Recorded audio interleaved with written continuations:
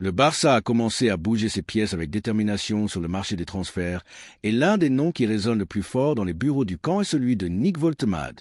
Le jeune attaquant allemand, qui a révolutionné la Bundesliga avec son talent, sa présence physique et son flair de buteur, a été identifié par la direction sportive du club catalan, aligné à tout moment avec les indications du nouvel entraîneur en flic, comme un objectif prioritaire pour renforcer le front offensif cet été. Et ce n'est pas une décision prise à la légère. L'intérêt pour l'attaquant de 23 ans va au-delà d'une simple observation passagère. Il s'agit d'un pari stratégique qui s'aligne parfaitement avec la nouvelle feuille de route Blaugrana. Le Barça, immergé dans une phase de renouvellement qui exige intelligence, vision et courage, a compris que recruter de jeunes talents avec une projection immédiate et une marge de croissance est clé pour reconstruire un projet compétitif, durable et ambitieux. Nick Woltemade représente exactement cela.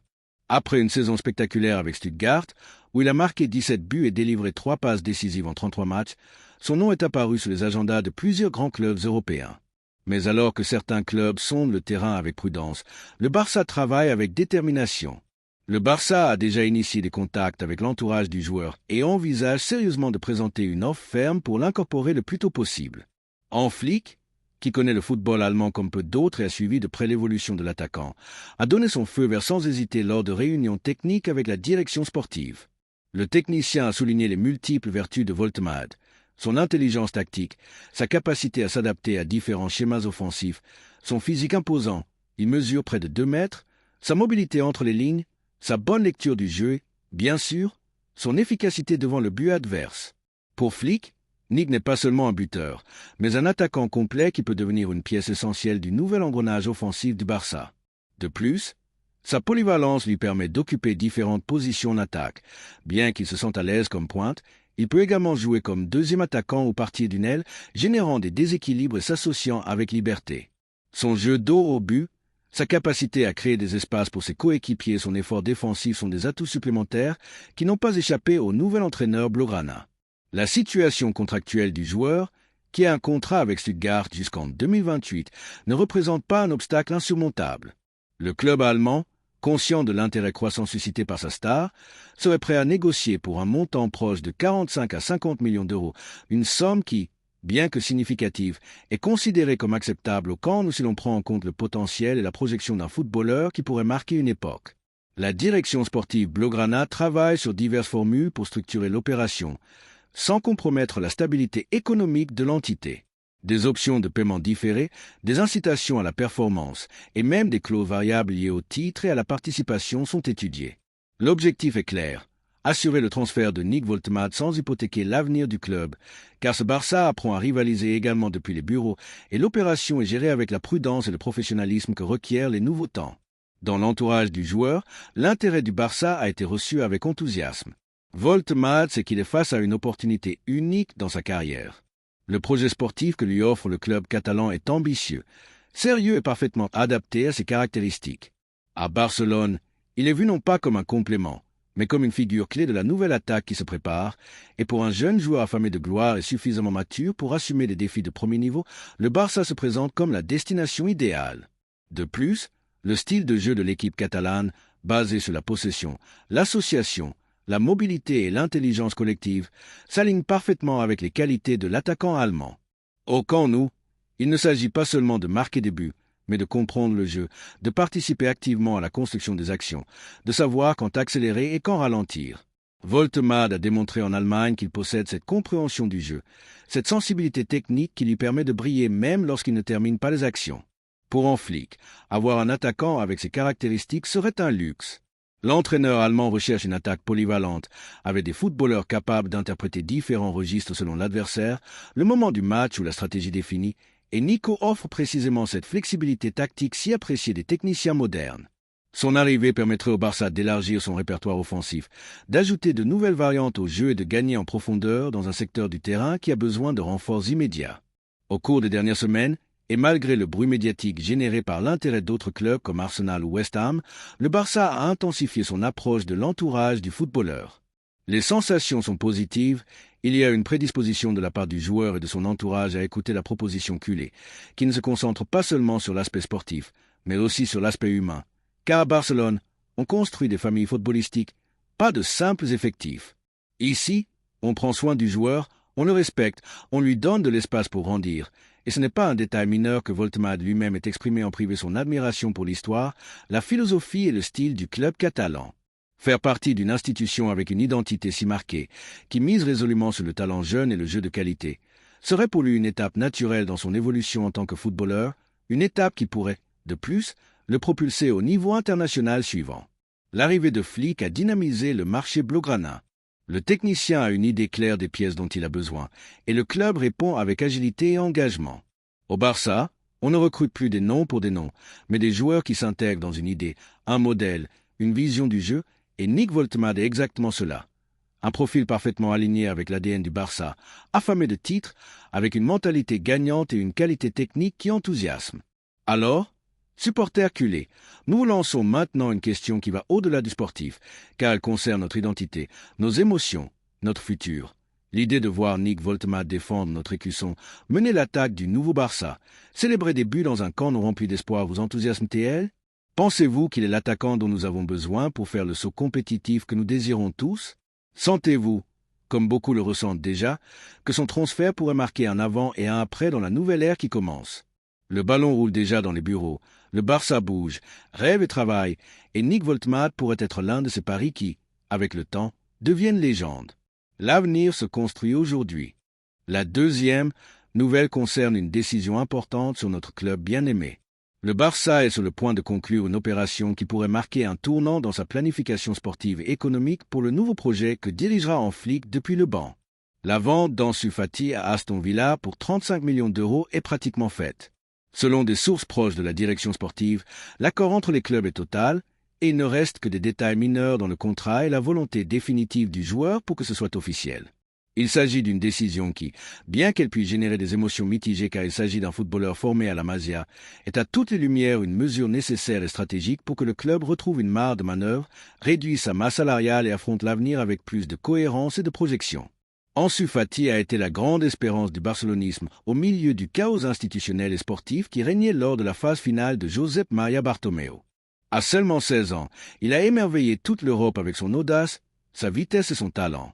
Lors de ses débuts, il a marqué lors de sa première titularisation, a de nouveau marqué et, en quelques semaines, il était déjà titulaire au Camp Nou, battant des records de précocité et générant de l'enthousiasme chez des supporters qui vivaient des temps d'incertitude.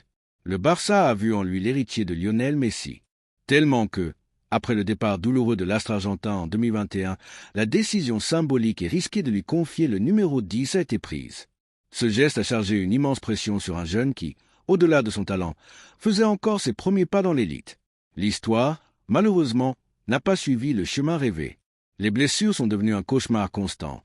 Problèmes au genou, rechute, longue récupération, minutes limitées et une perte de confiance qui était évidente.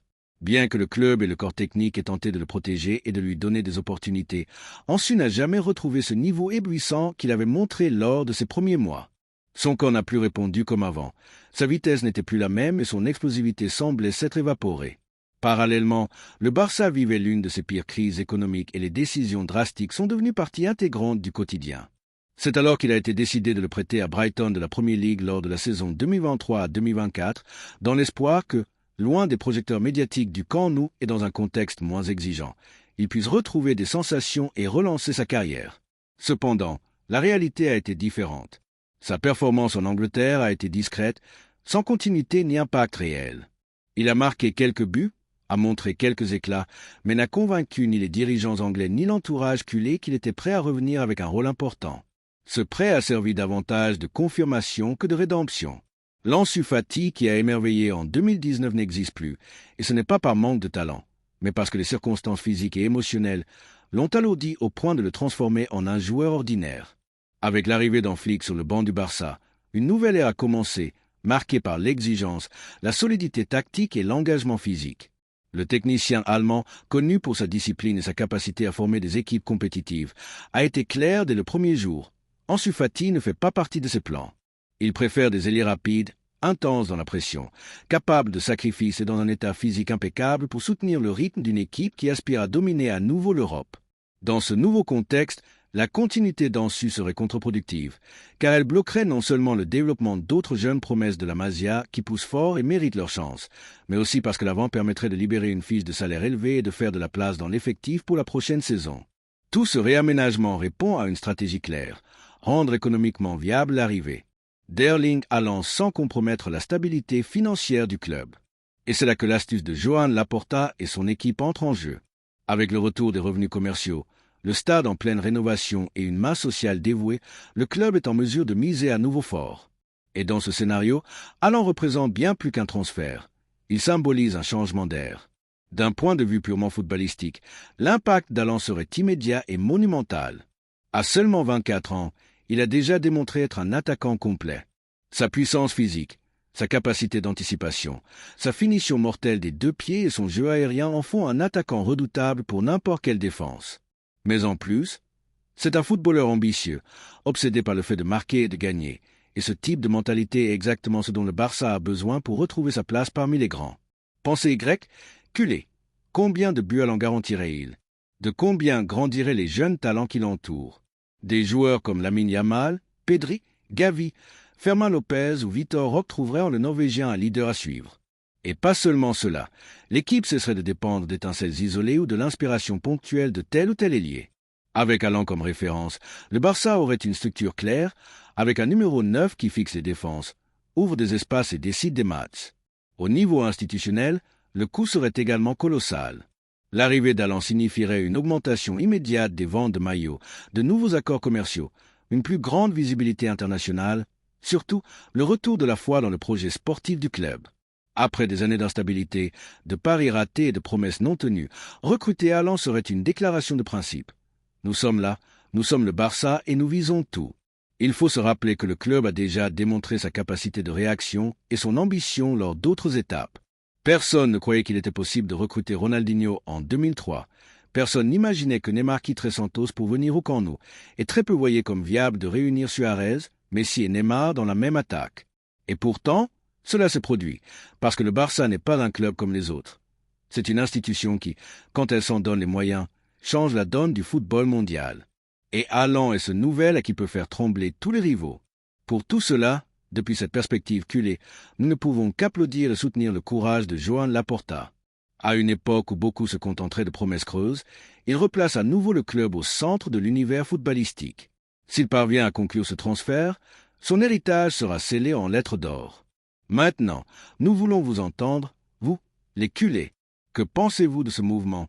L'arrivée d'Haaland vous enthousiasme-t-elle? Voyez-vous d'un bon œil de nous séparer de joueurs comme Ferran ou Ansu pour faire de la place aux Norvégiens? Avez-vous confiance dans la vision de Laporta et Flick? Pensez-vous que c'est l'étape dont le Barça a besoin pour reconquérir l'Europe? La discussion est ouverte, mais l'enthousiasme est indéniable, car si Haaland met un pied au camp, le rugissement sera assourdissant. Car avec Haaland, l'espoir se transforme en certitude. Car notre Barça est prêt à redevenir le meilleur club du monde. Visca el Barça et Visca Erling Haaland. Laissez-nous votre opinion dans les commentaires.